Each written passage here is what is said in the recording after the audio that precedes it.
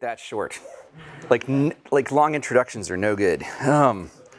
Sam knows. All right, ready everybody? I'm not going to ask if the mic is working like in every talk so far. I'll just assume it's working. No, fuck. All right, well, make it work, somebody. It works. All right. This is like some kind of class tradition. All right. I wrote out my talk, and afterwards, in a couple days, I will turn it from a talk into an essay and put it online, so you don't have to take notes. Just listen. All right. So, one of the advantages of having kids is that when you have to give advice to people, you can ask yourself, what would I tell my own kids? And actually, you find this really focuses you. So even though my kids are little, my 2-year-old today, when asked what he was going to be after 2, said a bat. The correct answer was 3, but a bat is so much more interesting. So even though my kids are little, I already know what I would tell them about startups if they were in college. And so that is what I'm going to tell you. So you're literally getting what I would give my own kids, since most of you are young enough to be my own kids. All right, so startups are very counterintuitive. And I'm not sure exactly why. It could be simply because knowledge about them has not permeated our culture yet. But whatever the reason, this is an area where you cannot trust your intuitions all the time. It's like skiing in that way. Any of you guys learn to ski as adults? You know, when you're skiing, when you first try skiing and you want to slow down, your first impulse is to lean back, just like in everything else. But lean back on skis and you fly down the hill out of control. So, as I learned, so part of learning to ski is learning to suppress that impulse. Eventually you get new habits, but in the beginning, there's this list of things you're trying to remember as you start down the hill. You know, like alternate feet, make S turns, do not drag the inside foot, all this stuff. Well, startups are as unnatural as skiing, and there is a similar list of stuff you have to remember for startups. And what I'm going to give you today is the beginning of the list of the counterintuitive stuff you have to remember to prevent your existing instincts from leading you astray. The first thing on it is the fact I just mentioned, that startups are so weird that if you follow your instincts, they will lead you astray. If you remember nothing more than that, when you're about to make a mistake, you may at least pause before making it. When I was running Y Combinator, we used to joke that our function was to tell founders things they would ignore. And it's really true. Batch after batch, the YC partners warn founders about mistakes they are about to make, and the founders ignore them, and they come back a year later and say, I wish we'd listened. But that dude is in their cap table, there's nothing they can do. Why do founders persistently ignore the partner's advice? Well, that's the thing about counterintuitive ideas. They contradict your intuitions. So, they seem wrong. So of course your first impulse is to ignore them.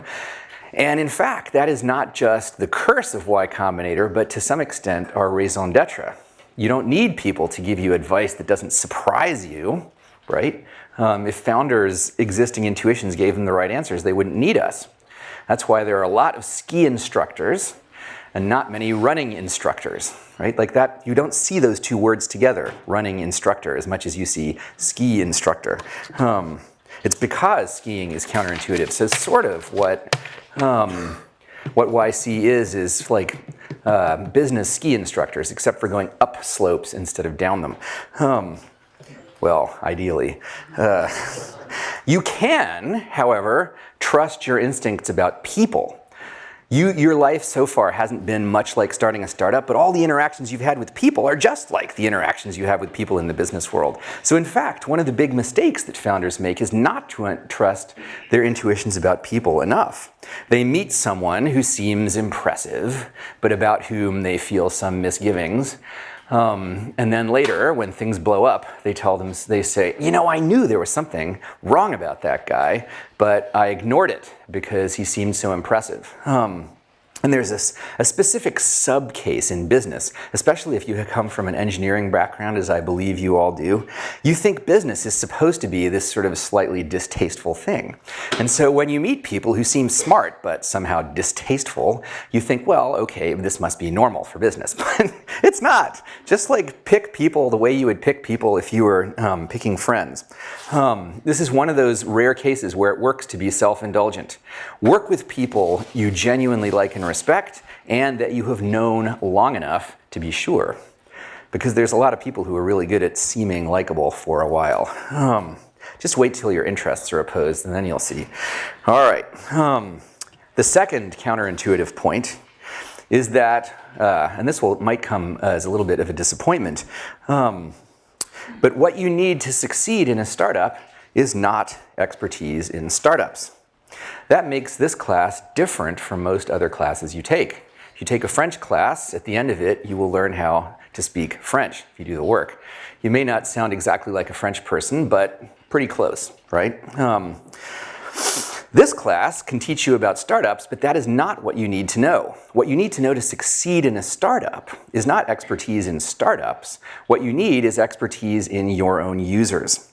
Mark Zuckerberg did not succeed in Facebook because he was an expert in startups. He succeeded despite being a complete noob at startups. I mean, Facebook was first incorporated as a Florida LLC.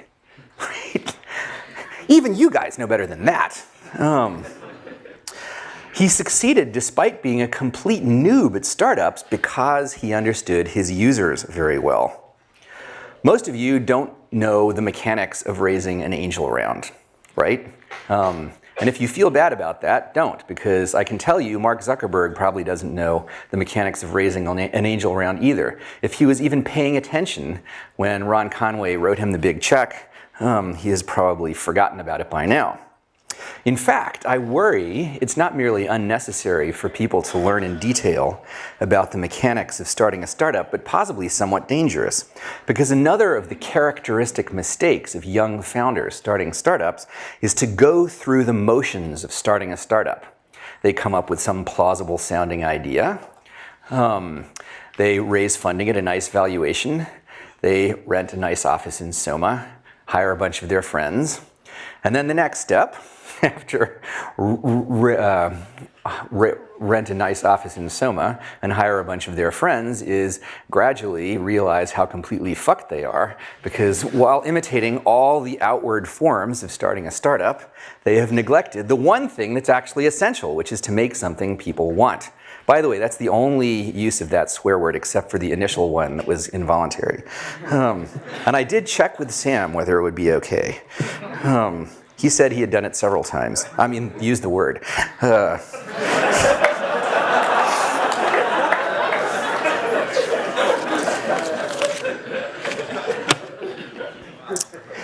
We saw this happen so often. No, I mean people going through the motions of starting a startup. That we made up a name for it, playing house. Eventually, I realized why it was happening. The reason young founders go through the motions of starting a startup is because that is what they have been trained to do for their whole lives up to this point. Think about what it takes to get into college. Extracurricular activities. Check. Right?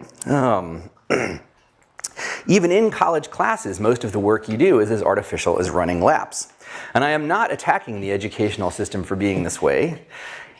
Inevitably, the work that you do to learn something is going to have some amount of fakeness to it, and if you measure people's performance, they will inevitably exploit the difference to the degree that what you're measuring is largely an artifact of the fakeness.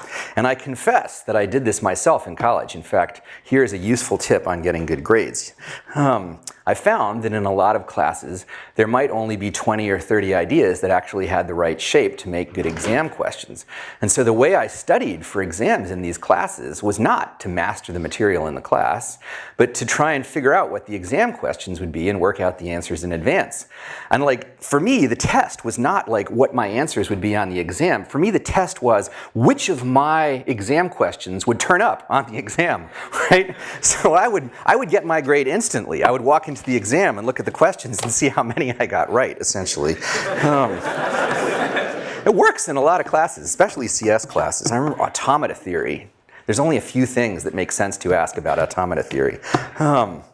So it's not surprising that after being effectively trained for their whole lives to play such games, young founders' first impulse on starting a startup is to figure out what the tricks are for this new game. What are the extracurricular activities of startups? What are the things I have to do? They always want to know, since apparently the measure of success for a startup is fundraising, another noob mistake. They always want to know, what are the tricks for convincing investors?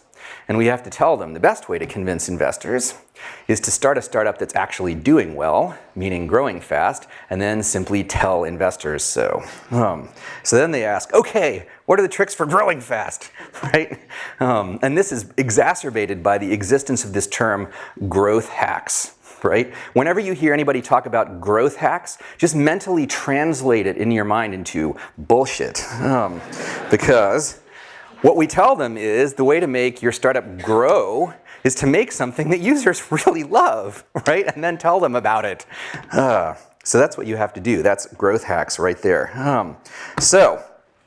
So many of the conversations the YC partners have with the founders begin with the founders saying a sentence that begins with, how do I? And the partners answering with a sentence that begins with, just, right? Why do they make things so complicated? The reason I realized after years of being puzzled by this is they're looking for the trick. They've been trained to look for the trick.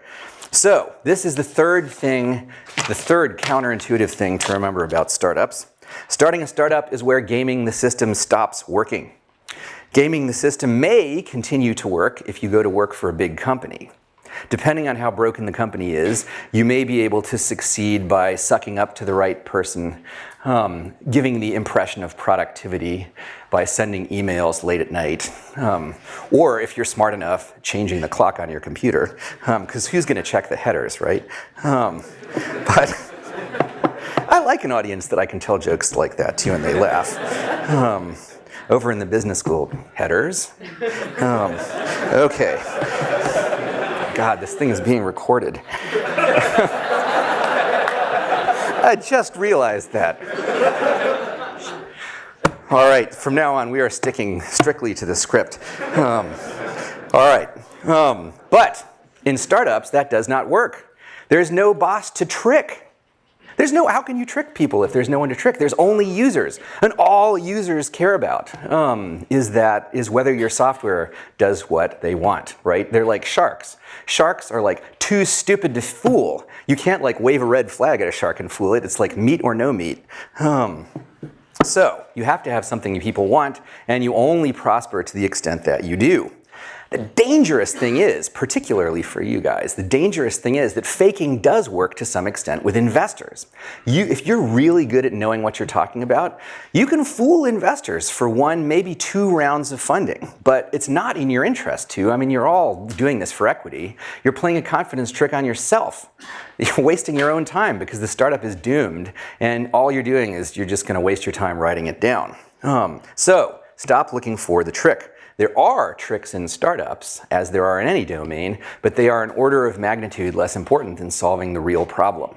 Someone who knows 0 about fundraising but has made something users really love will have an easier time raising money than someone who knows every trick in the book but has a flat usage graph. Though, in a sense, it's bad news that gaming the system stops working now, in the sense that you're deprived of one of your most powerful weapons, and after all, something you have spent 20 years mastering. It is something I find it very exciting that there even exist parts of the world where gaming the system is not how you win. I would have been really excited in college if I had explicitly realized that there are parts of the world where gaming the system matters less than others, and some where it hardly matters at all. But there are, and this is one of the most important things to think about when you're planning your future. Got that? Okay. How do you win at each type of work? And what do you want to win by doing? So, that brings us to our fourth counterintuitive point. Startups are all-consuming. If you start a startup, it will take over your life to a degree that you cannot imagine. And if it succeeds, it will take over your life for a long time. For several years at the very least, maybe a decade, maybe the rest of your working life. So there's a real opportunity cost here. It may seem to you that Larry Page has an enviable life, but there are parts of it that are definitely unenviable. The way the world looks to him is that he started running as fast as he could at age 25, and he has not stopped to catch his breath since. Every day, shit happens within the Google empire that only the emperor can deal with, and he, as the emperor, has to deal with it. If he goes on vacation for even a week, a whole backlog of shit accumulates, and he has to bear this uncomplainingly because, number one, as the company's daddy, he can never show fear or weakness, and number two, if you're a billionaire, you get zero, actually less than zero sympathy if you complain about having a difficult life. Which has this strange side effect that the difficulty of being a successful startup founder is concealed from almost everyone who's done it. People who win the 100 meters in the Olympics, like they walk up to them and they're going like, right? And like Larry Page is doing that too, but you never get to see it. All right, where are we? Y Combinator has now funded several companies that could be called big successes. And in every single case, the founders say the same thing. It never gets any easier. The nature of the problems change. So you may be worrying about more glamorous problems like construction delays in your new London offices rather than the broken air conditioner in your studio apartment. But the total volume of worry never decreases. If anything, it increases. Starting a successful startup is similar to having kids in that it's like a button you press that changes your life irrevocably. And while it is, like, honestly the best thing in the world, having kids, if you take away one thing from this lecture, remember that. There are a lot of things that are easier to do before you have kids than after. Many of which will make you a better parent when you do have kids. And so, in rich countries, most people delay pushing the button for a while. And I'm sure you are all intimately familiar with that procedure. Yet, when it comes to starting startups, a lot of people seem to think they're supposed to start them in college. Are you crazy? And what are the universities thinking? They go out of their way to ensure that their students are well supplied with contraceptives, and yet they're starting up entrepreneurship programs and startup incubators left and right. To be fair, the universities have their hand forced here. A lot of incoming students are interested in startups. Universities are at least de facto supposed to prepare you for your career. And so if you're interested in startups, it seems like universities are supposed to teach you about startups. And if they don't, maybe they lose applicants to universities who do claim to do that. So, can universities teach you about startups? Well, if not, what are we doing here? Yes and no. As I explained, they can teach you about startups, but this is not what you need to know. Essentially, if you want to learn French, universities can teach you linguistics. That's what this is. This is a linguistics class, right? We're teaching you about how to learn languages, and what you need to know is like how to learn a particular language. What you need to know are the needs of your own users. And you can't learn those until you actually start the company. And starting a company, which means that starting a startup is something you can intrinsically only learn by doing it, and you can't do that in college for the reason I just explained, that startups take over your entire life. If you start a startup in college, if you start up a startup as a student, you can't start a startup as a student because if you start a startup, you're not a student anymore. You may be nominally a student, but you won't even be that for much longer. So, given this dichotomy, which of the two paths should you take? Be a real student and not start a startup, or start a real startup and not be a student? Well, I can answer that one for you. I'm talking to my own kids here. Do not start a startup in college. I hope I'm not disappointing anyone. Seriously, honestly. Starting a startup could be a component of a good life for a lot of ambitious people, but this is just part of a much bigger problem that you're trying to solve. How to have a good life, right? And though starting a startup could be a good thing to do at some point, 20 is not the optimal time to do it. There are things there are things you can do in your early 20s that you cannot do as well before or after, like plunge deeply into projects on a whim that seem like they'll have no payoff, or travel super cheaply with no sense of a deadline. In fact, those are really just isomorphic shapes in different domains. For unambitious people, this sort of thing can be the dreaded failure to launch. But for the ambitious ones, it's a really valuable sort of exploration. And if you start a startup at 20 and you're sufficiently successful, you will never get to do it. Mark Zuckerberg will never get to bum around a foreign country.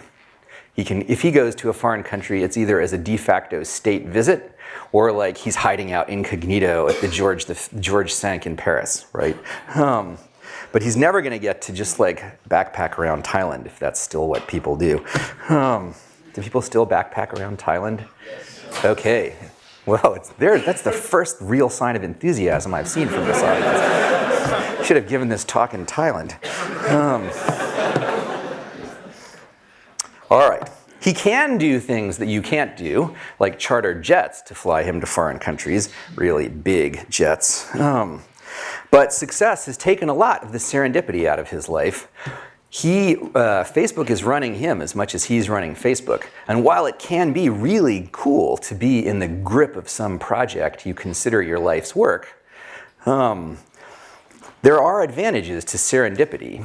And among other things, it gives you more options to choose your life's work from. There's not even a trade-off here. You're not sacrificing anything if you forego starting a startup at 20, because you'll be more likely to succeed if you wait.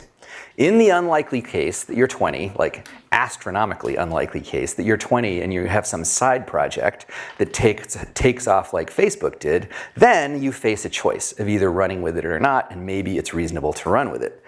But usually the way startups take off is for the founders to make them take off, and it's gratuitously stupid to do that at 20. So, should you do it at any age? I realize I've made starting a startup sound kind of hard. If I haven't, let me try again. Starting a startup is really hard. What if it's too hard? What if you're not up to this challenge? The answer is the fifth counterintuitive point. You can't tell.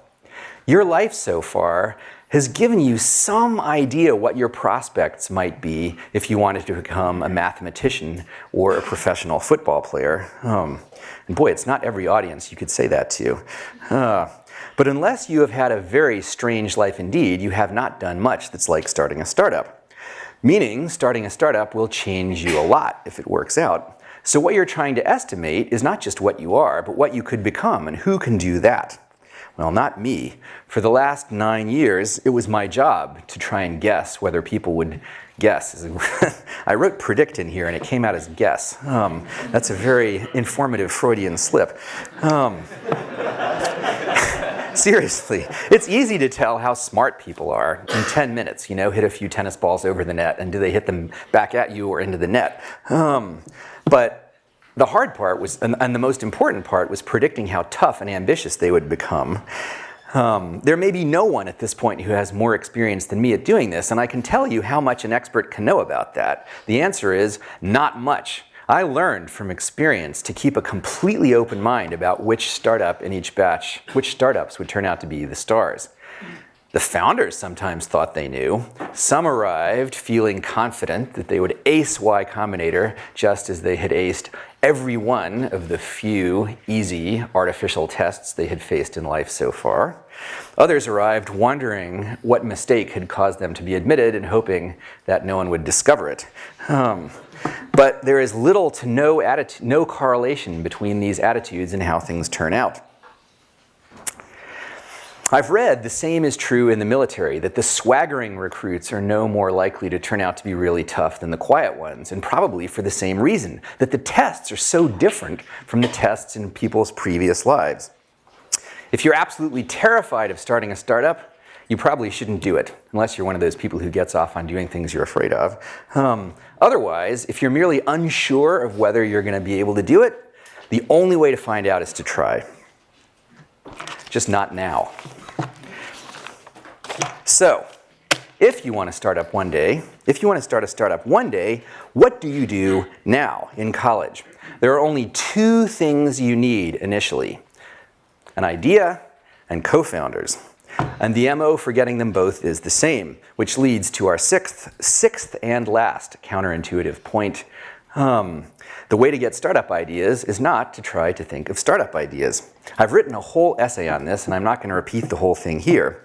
But the short version is that if you make a conscious effort to try and think of startup ideas, you will think of ideas that are not only bad, but bad and plausible sounding, meaning you and everybody else will be fooled by them and you'll waste a lot of time before realizing they're no good.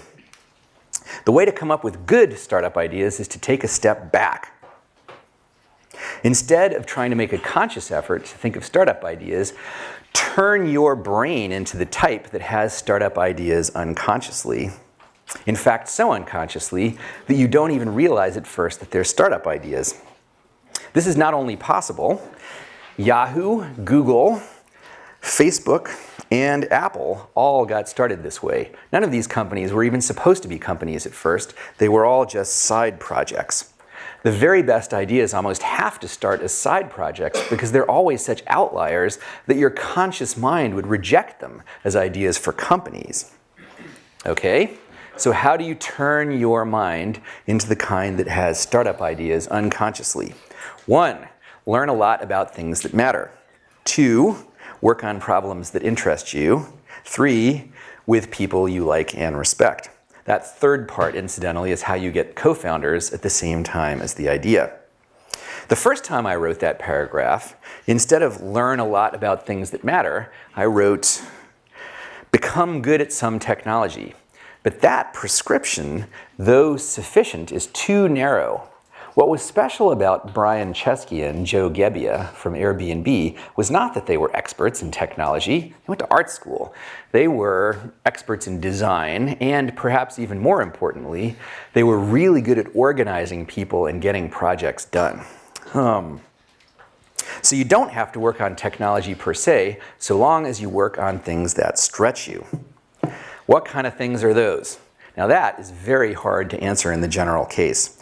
History is full of examples of young people who were working on problems that no one else at the time thought were important, and in particular, that their parents didn't think they were important. On the other hand, history is even fuller of examples of parents who thought their kids were wasting their time and who were right. So, how do you know if you're working on real stuff?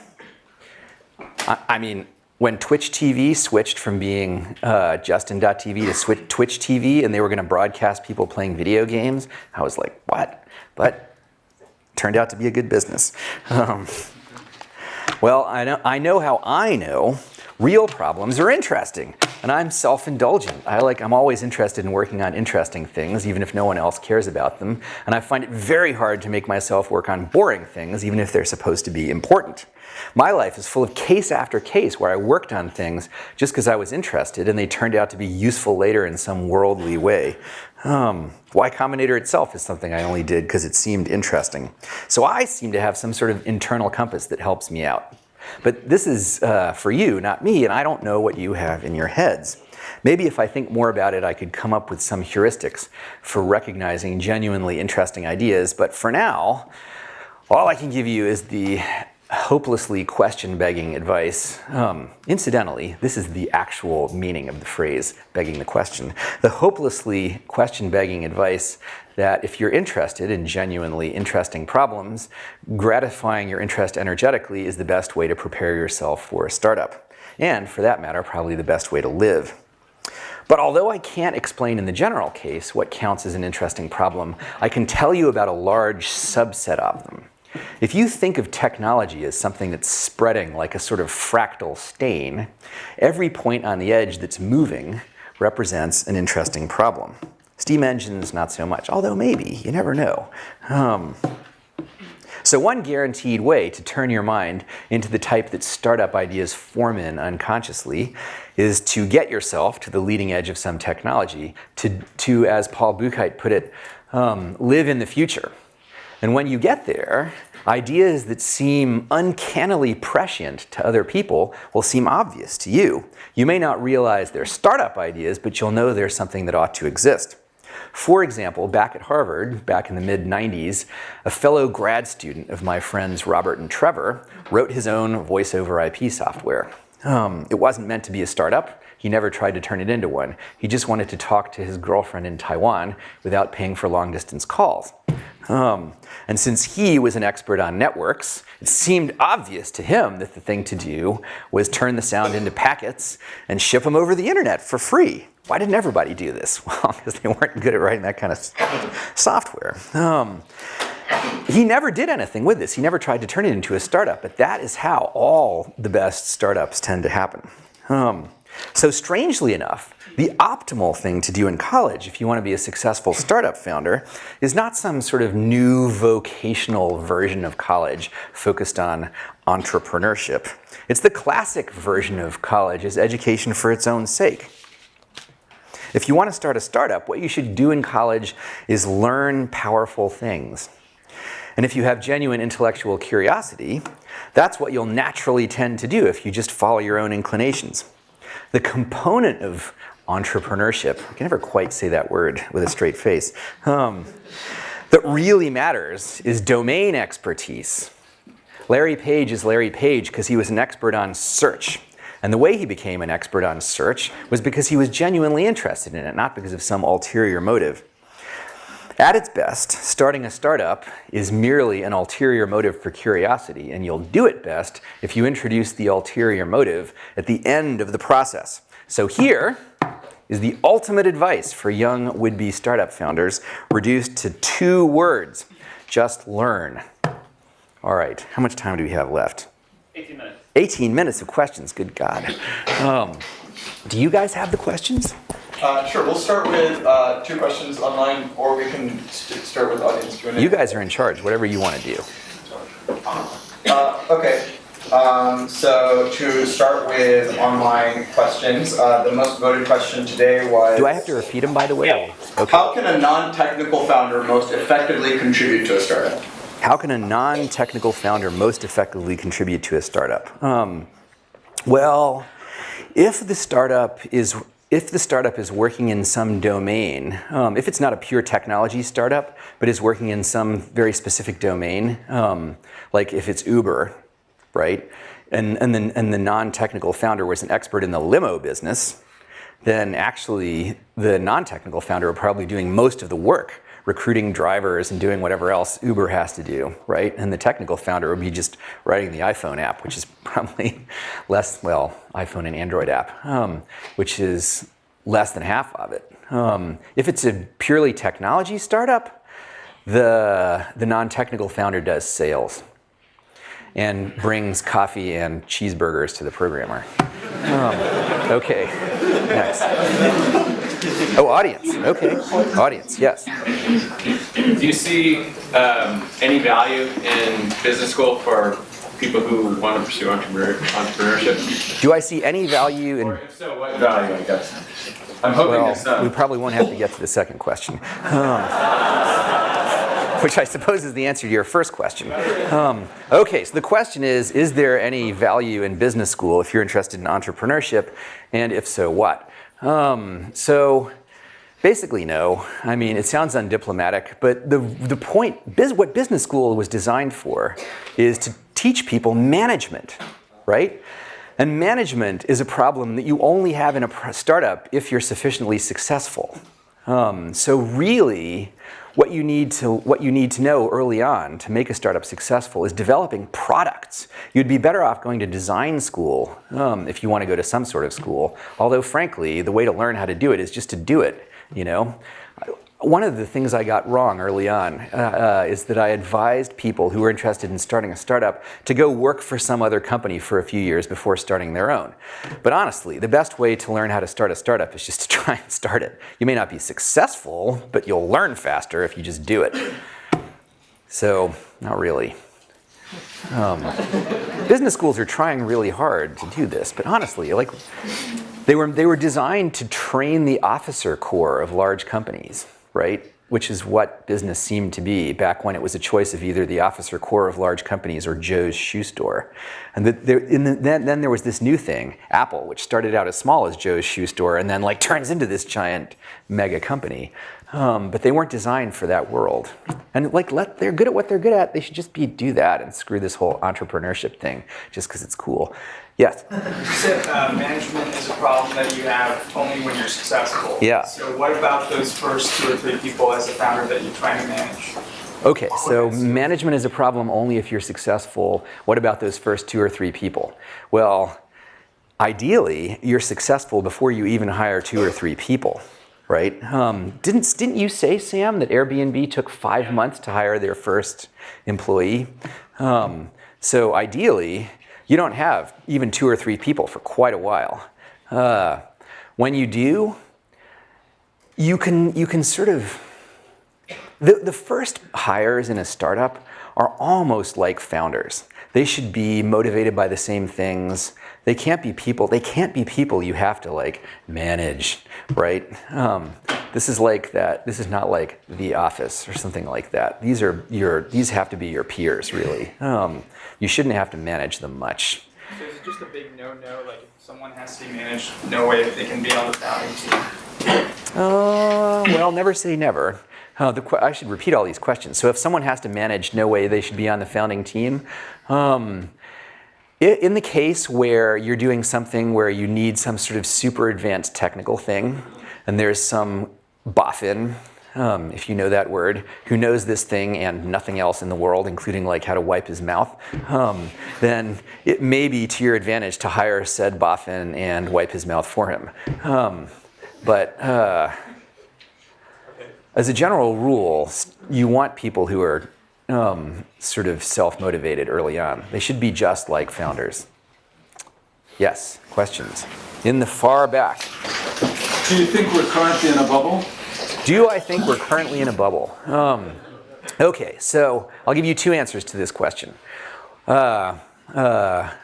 One, ask me questions that are useful to this audience, because these people are here to learn how to start startups, and I have in my head like more data about that than anybody else. And you're asking me the kind of questions a reporter does, because they can't think of anything interesting to ask. But I will answer your question. There is a difference between prices merely being high and a bubble. A bubble is a very specific form of prices being high, where people knowingly pay high prices for something in the hope that they will be able to unload it later on some greater fool, right? And that's what happened in the late 90s. Like, VCs knowingly invested in bullshit startups, thinking that they would be able to take those things public and unload them on the retail investors before everything blew up. And I was there. I was there for that, at the epicenter of it all. And that is not what's happening today. Prices are high, valuations are high, but valuations being high does not mean a bubble. Every commodity has prices that go up and down in some sort of sine wave. Definitely prices are high. And so we tell people, if you raise money, don't think the next time you raise money it's going to be so easy. Who knows? Maybe between now and then the Chinese economy will have exploded and there's another giant disastrous recession. Who knows? Assume the worst. But bubble? No. Yes? I'm noticing a trend among young people and successful entrepreneurs where they don't want to start one more great company, they want to start like 20. And so you're starting to see the rise of these labs attempts where they're going to try to launch a bunch of stuff. I don't know of a really stellar example yet, but do you mean see, like IDEO? like Idea Lab, like Garrett Camp's new one. There's North. Yeah. Oh yeah. Okay, so there's this new thing where people start labs that are supposed to spin off startups. It might work. That's how Twitter started. In fact, I meant Idea Lab, not IDEO. That was another Freudian slip. Because Twitter was not Twitter at first. Twitter was this side project at a company called IDEO that was supposed to be in the podcasting business. And you're like, podcasting business? Do those words even grammatically fit together? The answer turned out to be no, as Evan discovered. But like as a side project, they spun off Twitter, and boy, was that a dog wagging tail. So people are starting these things that are supposed to spin off startups. Will it work? Quite possibly if the right people do it. You can't do it yet, though, because you have to do it with your own money. Yes, far back. Hi, thanks so much. I hate to step into sort of a gendered pitfall, but what advice do you have for female co-founders as they're pursuing funding? Female co-founders when you're pursuing funding. Well, it probably is true that women have a harder time raising money, right? I've noticed this empirically, and Jessica is just about to publish a bunch of interviews with female founders, and a lot of them said that they thought they had a harder time raising money too. So, you remember I said like the way to raise money, make your startup actually do well? Well, that's just especially true in that case. If you miss the ideal target from the VC's point of view in any respect, the way to solve that problem is make the startup do really well.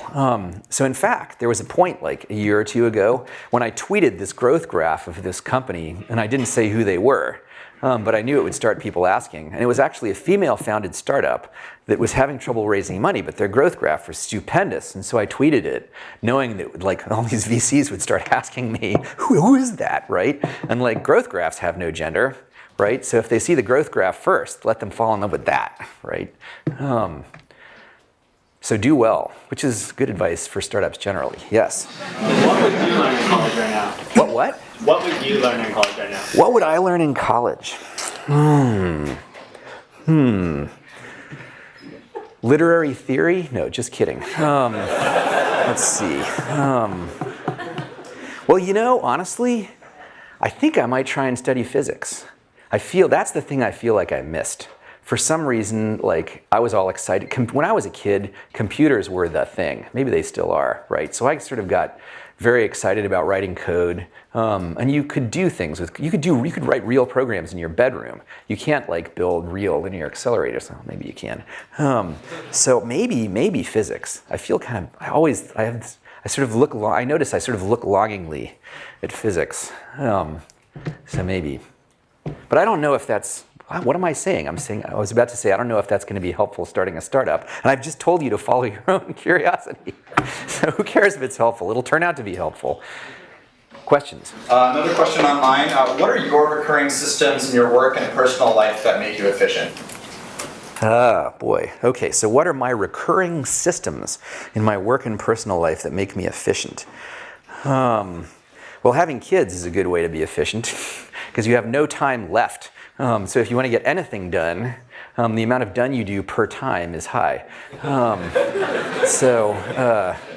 Actually, many parents, many startup founders who have kids have made that point explicitly. It causes you to focus because you have no choice. Let's see, but that's not, I wouldn't actually recommend having kids just to make you more focused. Let's see. You know, I don't think I'm very efficient. I have two ways of getting work done. One is like during Y Combinator, the way I worked on Y Combinator is I was forced to, right? Like there was I had to set the application deadline, and then people would apply, and then there would be all these applications that I had to respond to by a certain time, so I had to read them, and I knew if I read them badly, we would get bad startups, so I tried really hard to read them well, right? And so I set up this situation that forced me to work. The other kind of work I do is like writing essays. And I do that involuntarily. I'm like walking down the street and the essay starts writing itself in my head. And so really, I either force myself to work on less exciting things, or I can't help working on exciting things. And I don't have any useful techniques for making myself efficient. Sorry. If you work on things you like, you don't have to force yourself to be efficient. Yes? It's a good time to turn a side project into a real startup. When is a good time to turn a side project into a startup? You will know, right? What will be the sign? You have the fundraising ready. It starts, okay, so the question is, when do you turn a side project into a real startup? You will know that it's becoming a real startup when it takes over an alarming percentage of your life. Right? Like when you find, like, my God, I've just spent all day working on this thing that's supposed to be a side project. I'm going to fail all my classes. What am I going to do? Right? Then maybe it's turning into a startup. Yes. Wait, I already answered your question. I should let somebody else ask, but I may get back to you. Yes. So I know you talked a lot earlier about you'll know when your startup is doing extremely well, but I feel like in a lot of cases, it's just a bit of a gray line where it's like, you have some users, but maybe not. It's explosive growth. The chart isn't up to the right. What would you do, or what would you recommend doing in those situations, considering you're allocating time and resources? How do you balance and Okay, when a startup is sort of growing but not much, didn't you tell them they were supposed to read do things that don't scale? Yeah. You, sir, have not done the readings, and you are busted, therefore, because I wrote a whole essay in answer to that question, and that is it. Do things that don't scale. So just go read that, because I can't remember everything I said, but it's about exactly that problem. Yes, back there. What kind of startup should not go through incubation, in your opinion? What kind of, do you mean incubation LOYC? No, yeah, YC or What kind of startup should not go through YC? Definitely any that will fail. And or if you'll succeed but you're an intolerable person, that also Sam would probably sooner do without.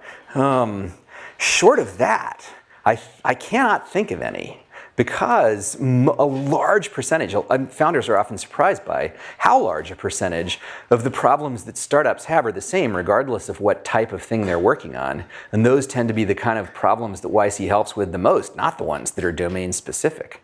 So I can't, can you think of a class of startups that YC wouldn't work for? I can't. I mean, we had like fission and fusion startups in the last batch, or that they had. Yes?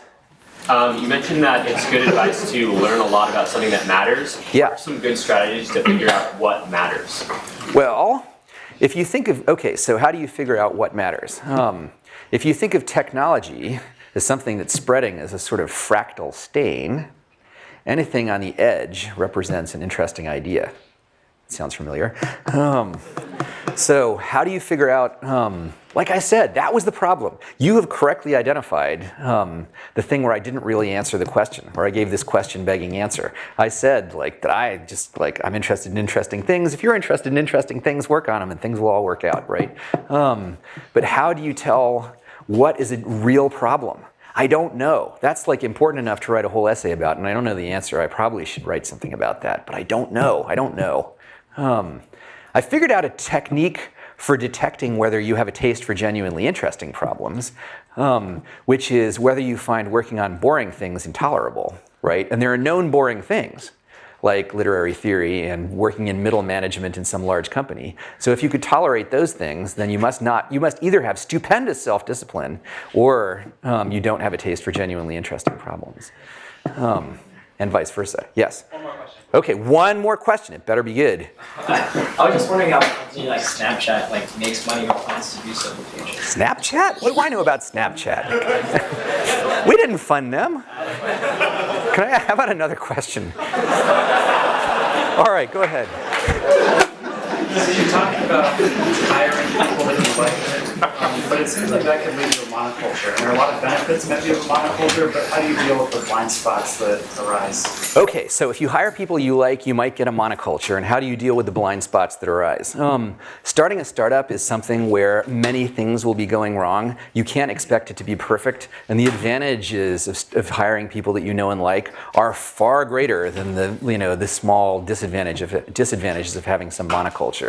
You look at it empirically, all the most successful startups, someone just hires all their pals out of college. All right, you guys, thank you.